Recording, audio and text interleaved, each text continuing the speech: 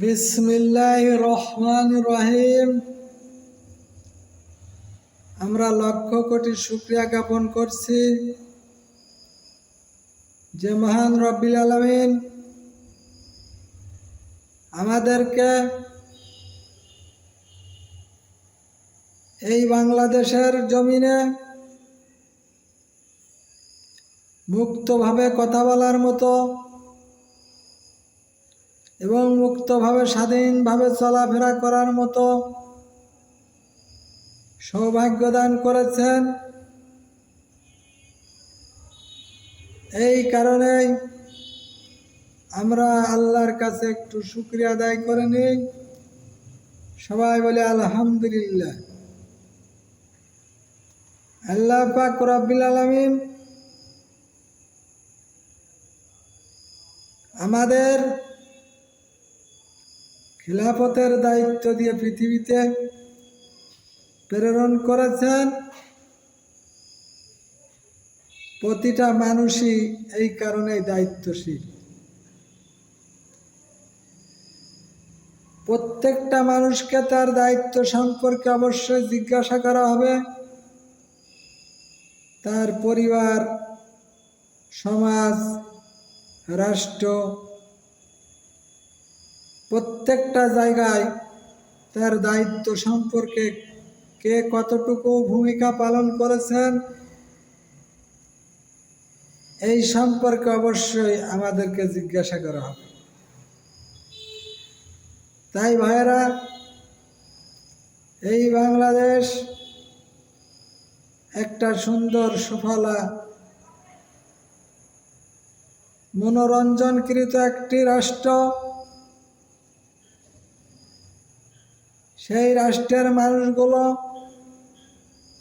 দীর্ঘ 15টি বৎসর ধরে নির্যাতিত, নিপীড়িত, নিঃশেষিত, লাঞ্ছিত, বঞ্চিত,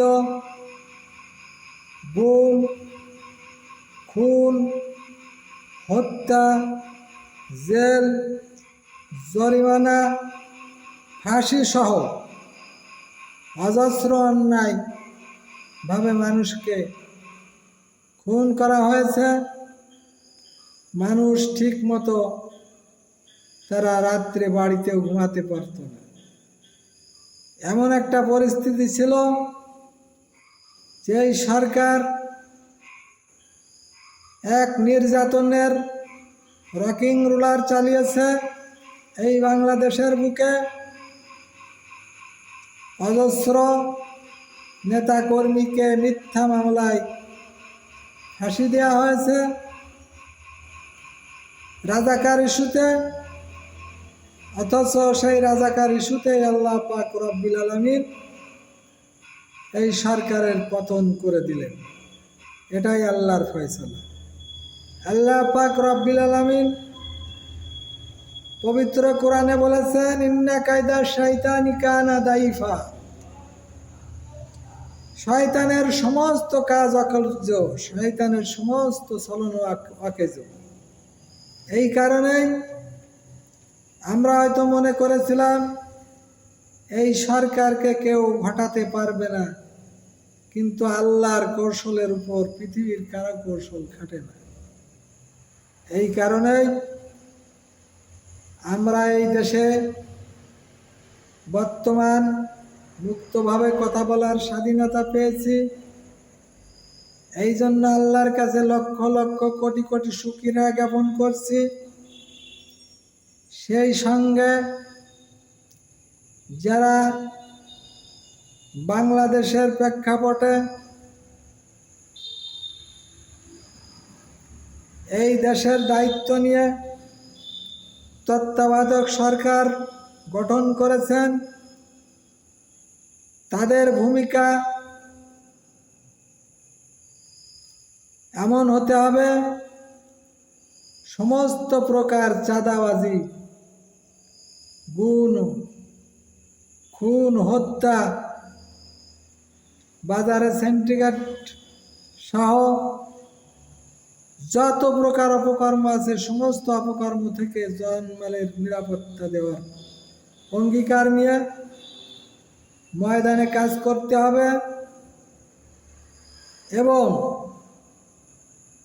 সেই সঙ্গে এই দেশে বহিঃশত্রু আক্রমণ থেকে রক্ষা করার জন্য বিভিন্ন ষড়যন্ত্রকে তাদেরকে কঠিনভাবে মোকাবেলা করতে হবে। কারণ আমরা জানি অনেক বহিঃশত্রু এই দেশের বিভিন্ন প্রকার কোন্দল, বিভিন্ন প্রকার মারামারি, কাটাকাটি, ফ্যাসাদ সৃষ্টি করার চেষ্টা করবে। কিন্তু আমরা বাংলাদেশের লোক, শান্তিপ্রিয় লোক, আমরা এটা হতে দেব না। সংখ্যালঘু সহ সমস্ত মানুষের জানমালের নিরাপত্তা দিতে হবে। সেই সঙ্গে এই সরকার যখন একটা সুন্দর একটা পরিবেশ অতি তাড়াতাড়ি করে তারা একটা সুন্দর সুষ্ঠু নিরপেক্ষ নির্বাচনের সুষ্ঠু সুন্দর নিরপেক্ষ নির্বাচন যখন তারা দিতে পারবে, দিয়ে সঠিক প্রতিনিধিদের হাতে যদি রাষ্ট্র ক্ষমতা তুলে দিতে পারে, তবেই তাদের সার্থকতা। আর যদি এই শোষণ, এই জালেম সরকার যেভাবে জুলুম করেছে দেশের মানুষের উপর, এক না একতন্ত্র কায়েম করতে চেয়েছিল, এই ফ্যাসিস্ট সরকার যদি আবার কোনো প্রকার প্রতিষ্ঠিত হয়, তাহলে আমাদের রক্ত ঝরিয়েও কোনো লাভ হবে না। একটি কথাই বলতে চাই যে বাংলাদেশের এই স্বাধীনতা শুধু ছাত্ররাই আনে নাই, ছাত্ররা মূল ভূমিকায় ছিল, কিন্তু তার সাথে সাথে জামাত, বিএনপি, বিভিন্ন ছাত্র গার্জিয়ান এবং মাস্টার, সাংবাদিক, বিভিন্ন শ্রেণীর মানুষ সবাই সহযোগিতা করে, সবাই আন্দোলন শরিক হয়ে অবশ্যই এই আন্দোলনকে পৃথিবীর ইতিহাসে এক বিরাট ঐতিহ্যবাহী আন্দোলন, যেটা এ পর্যন্ত কোনো দেশেই দেখা যায় নাই। এত বড় আন্দোলন আমি পৃথিবীর কোথাও দেখি নাই।